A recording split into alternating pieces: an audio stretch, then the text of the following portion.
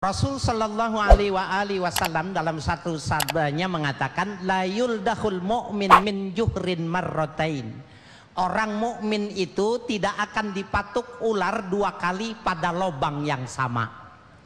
Jalan, ada lubang dekat-dekat, patok, ya, hampir mau pingsan, dibawa ke rumah sakit, sembuh. Besok lewat situ lagi, dipatok lagi. Itu bahasa orang sini boblok. Kenapa? Isyaratnya udah jelas. Ya, di situ ada aspek jahal, kebodohan. Makanya orang Islam harus pintar. Pak Ustadz, kadang-kadang bukan kemauan kita tuh terbentuk, terbawa, terkondisikan oleh situasi. Bagaimana? Tadi sudah hadisnya saya bacakan. Al-mustaghfir minadz dzambi kaman la dzambalah. Orang yang mohon ampun kepada Allah, kalau betul-betul dengan syarat dia bertobat, maka diampuni. Cuma ada satu yang menarik ini, dan ini dijadikan terapi oleh para mutasawwifin.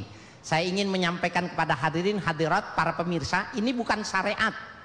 Yang saya ingin sampaikan ini adalah terapi yang dilakukan oleh para mutasawwifin.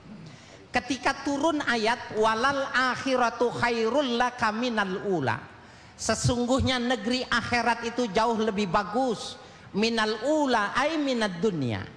Jadi mati itu jauh lebih bagus. Ketika turun ayat itu, kalau malam sahabat ashabus suffah kurang lebih sekitar 350 orang itu amit nilan, ya Allah cabut umurku sekarang, cabut umurku sekarang. Kenapa? Ngapain mau susah di dunia, enakan di akhirat. 70 Pak, mantap. Ngapain hidup susah-susah? Betul nggak Pak? Setuju nggak Pak? Urusannya begini setuju kita ya. Bapak Ibu sekalian yang berbahagia, jadi dalam rangka ya bapak-bapak, ibu-ibu sekalian, membicarakan tentang hal yang dimaksud ini, maka perlu kita memberikan ya atensi tentang taubat, supaya benar-benar ketika bertaubat itu jangan main-main. Yang penting 3 syaratnya itu benar-benar terpenuhi. Jangan cuma taubat. Nah tadi itu walal akhiratu khairul laka minal ula, sampai terdengar ke kamar Rasul, kok kalau malam ada yang nangis. Akhirnya ditanya, ya Bilal, kalau malam itu suara apa? Maka diceritakan, nah mereka itu menangis, mereka itu minta supaya dipercepat kehidupannya. La fanahanallah an dzalik. Allah melarang, Allah tidak memperbolehkan orang minta mati. Tapi Nabi bilang, kalau masih pengen juga, bilangnya begini. Ini hadis ini sahih, ditakhrij oleh Imam Muslim. Allah mahyini ma kanatil hayatu khairalli wa tawaffani idza kanatil wafatu khairalli. Ya Allah, hidupkanlah aku bila hidup jauh lebih bagus ketimbang kematian. Cabut umurku, tarik ruhku bila kematian jauh lebih bagus dari kehidupan. Itu yang disuruh ucapin.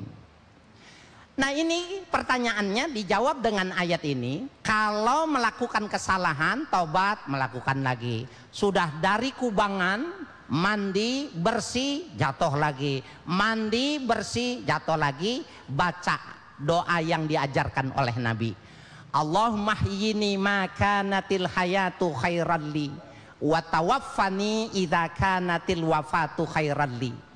Ya Allah, hidupkan aku bila hidup jauh lebih bagus ketimbang kematian, dan matikan aku bila kematian jauh lebih bagus untukku.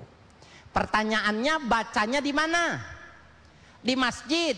Bukan. Bacanya malam? Bukan. Bacanya di rumah? Bukan. Di mana bacanya? Di dalam kuburan. Jadi kalau ada orang meninggal yang kira-kira tingginya sama kita, mau disolatkan zuhur, itu kuburan jam 11 udah rapi tuh, digali tuh, masuk ke dalam sedekap, baca tuh Baca, Allah mahyini maka natil hayatu khairalli wa tawaffani idza kanatil wafatu khairalli.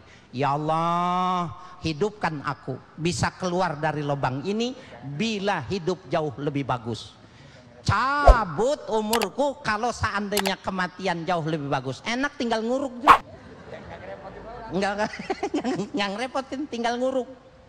Bapak Ibu sekalian, ini saya bilang ini bukan syariat. Yang saya bicarakan ini adalah fatwa-fatwa dari kalangan mutasawwifin apabila muridnya jatuh pada kubangan-kubangan yang sama. Tapi di mana-mana saya menyampaikan ini dan saya memberikan ijazah, alhamdulillah nggak ada yang mengamalkan ya.